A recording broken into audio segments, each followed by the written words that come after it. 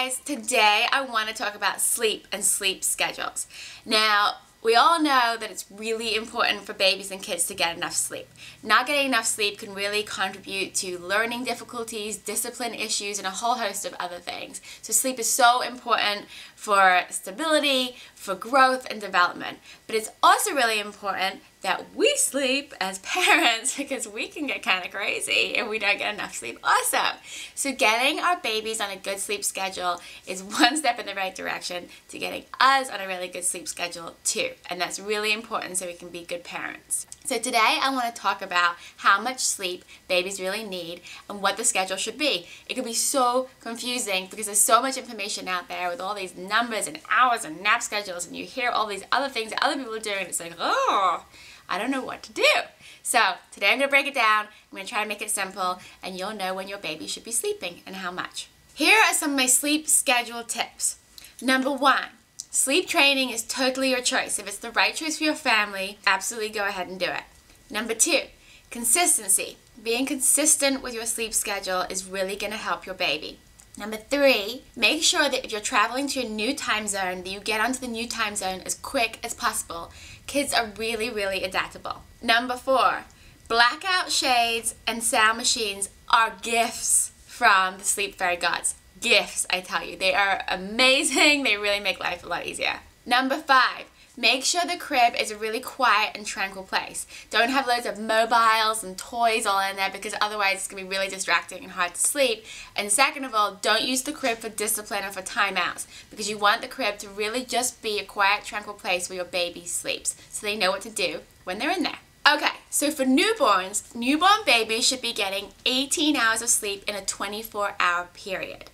And generally speaking, newborns are not awake for more than 2 hours at a time. So if your newborn's been awake for 2 hours and they're seeming to get a little irritated and cranky, chances are they need to go back to sleep. By 12 weeks, your baby needs 15 hours of sleep in a 24-hour period. By 4 months, your baby should be taking about 3 naps a day. They're probably a little shorter in length, about 40 minutes to an hour, and getting 15 hours sleep total in a 24-hour period. By 6 months, your baby should be on a schedule or getting towards a schedule that you'll be able to keep for the whole of the first year. And that's sleeping about 12 hours at night and taking 2 regular naps during the day for about an average length of an hour and a half each. Now, every baby's a little bit different, every household is a little bit different, so you're going to have some wiggle room in there, and of course, not every day is always the same, but it's important to be as consistent as possible. A really great schedule is your baby sleeping from 7 p.m. to 7 a.m. and taking naps at around 9 a.m. and 2 p.m. Now again, you're going to adjust that depending on your baby and your schedule also, but that gives you a general guideline. Now it's important that your baby doesn't sleep past 4 in the afternoon and that you leave at least 2 to 4 hours between naps, otherwise your baby's not going to be tired. Now between ages 1 and 2, your baby's going to drop their second nap.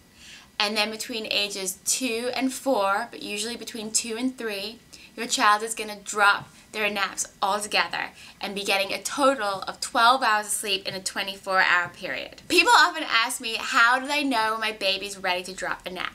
Well, usually they indicate it. They don't want to nap anymore.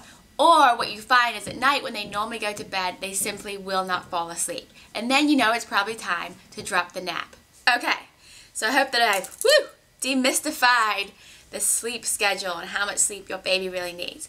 But one thing I want to say before I go is don't feel guilty about wanting your baby to be on a good sleep schedule. I find a lot of people feel guilty at the point where they really want to get their baby sleeping through the night or sleeping on a regular schedule. You need sleep. You also need some time to yourself to be a really good parent. So don't feel guilty about it and really work towards a great schedule. I promise you, schedules are your friend. They're my best friend.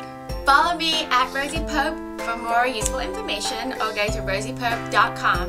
And if you have ideas for videos you want me to make, just let me know.